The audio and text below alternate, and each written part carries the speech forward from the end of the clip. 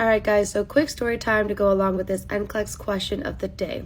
So let's read the first sentence. The nurse is caring for a patient who presents to the emergency department with fatigue. So during my triage experience, I actually did have an elderly individual come into the triage area complaining of fatigue. And if you've worked in these situations and you work triage, then you know that fatigue is a very broad chief complaint.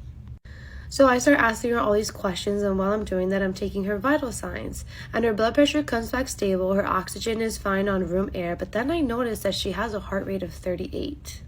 Now, if there's a piece of advice that I can give to any new graduate nurse watching this, is if you ever see a critical vital sign like a low blood pressure or a critically low heart rate, first thing I want you to do is look at the patient, right? I know you're going to want to freak out.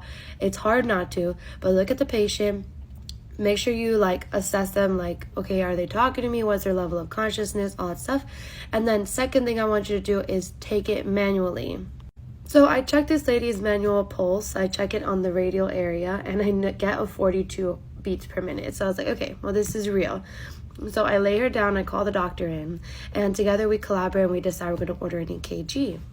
Now let's read the second part of this question. So when performing an ECG, the nurse sees this rhythm. The nurse anticipates which treatment for this rhythm.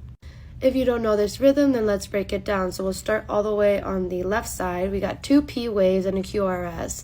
Then we got 2 P waves, a longer pause, and then a QRS. 2 P waves, QRS, 3 P waves, and then a QRS. So there's absolutely no communication between the SA node and the AV node in this rhythm. Our R to Rs are equal, but that's just because our atria is beating whenever it wants, and then our ventricle is beating whenever it wants. So this is third degree heart block, complete heart block. Now, what did I anticipate would be the treatment for this rhythm? Option 1, no treatment needed for this rhythm. Absolutely not. This patient is already symptomatic. They have a very low heart rate, so we need to have interventions. Option 2, prepare to administer amiodarone IV. Amiodarone is typically used for faster arrhythmias, not for slow, and we're dealing with a slow, low, complete heart block. Option 3 requires placement of permanent pacemaker. So we're having a dysfunction in the communication of electrical activity. I'm keeping that option. Option 4, prepare to administer adenosine. Now we know adenosine converts SVT to normal sinus. So we cross out all of our other options, and option 3 is our answer. Follow for more NCLEX questions of the day.